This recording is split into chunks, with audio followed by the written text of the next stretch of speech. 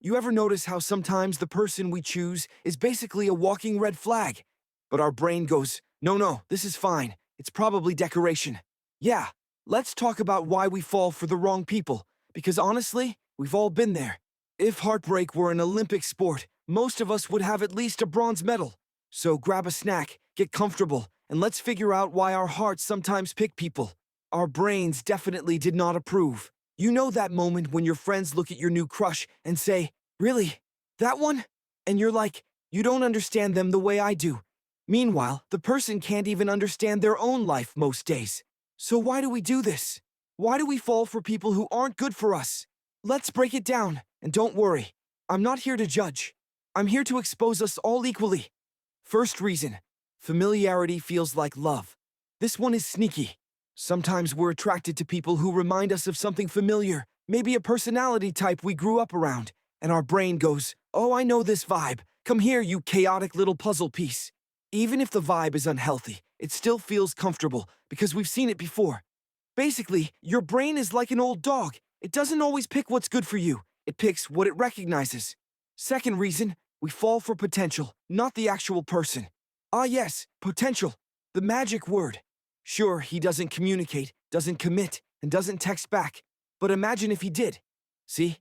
That little imagine part is the trap. Falling for potential is like buying a broken phone because you hope one day it will magically fix itself. Spoiler alert, it won't. And people only change when they want to, not when you want to. Third reason, the thrill of the chase.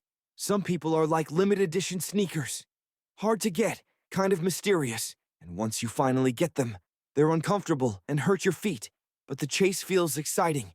It makes your brain release dopamine, the "wow, this is fun" chemical, which tricks you into thinking the person is more special than they actually are. Fourth reason, low self-worth or loneliness. Look, when you're lonely, even bare minimum starts to look like fireworks. They text back once, and your brain throws a party. Suddenly you're convincing yourself this person is different. But loneliness has a way of making red flags look like carnival lights. And when we don't feel good enough, we sometimes accept love that doesn't match our value.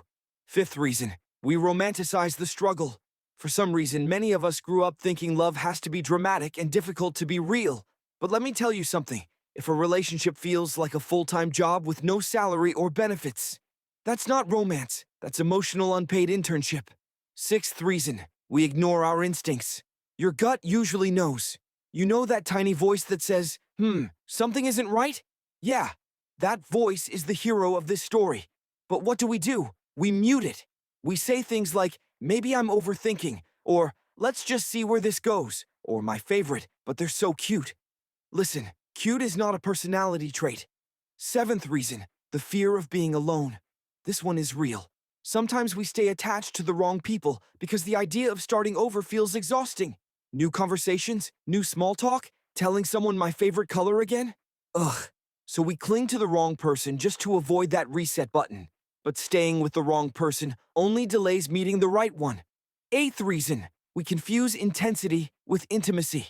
Drama, passion, mixed signals, they create intensity. And intensity can feel like deep connection, but real intimacy is calm, stable, consistent. The opposite of chaos. If someone only gives you attention after ignoring you, that's not passion, that's inconsistent Wi-Fi. Now here's the twist. Falling for the wrong people doesn't make you stupid, it makes you human. Every person you fall for teaches you something. What you want, what you don't want, what you deserve, and what you should avoid at all costs. It's like collecting emotional Pokemon. You don't always catch the best ones first.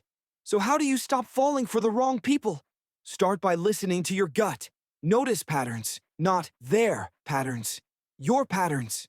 Pay attention to how you feel when you're with someone. Peace is a sign, so is anxiety. And remember, love isn't supposed to feel like a roller coaster. It should feel like a safe, smooth, comfortable ride. Not the kind where you're screaming, holding your breath, and praying you don't fall out. And here's the final truth.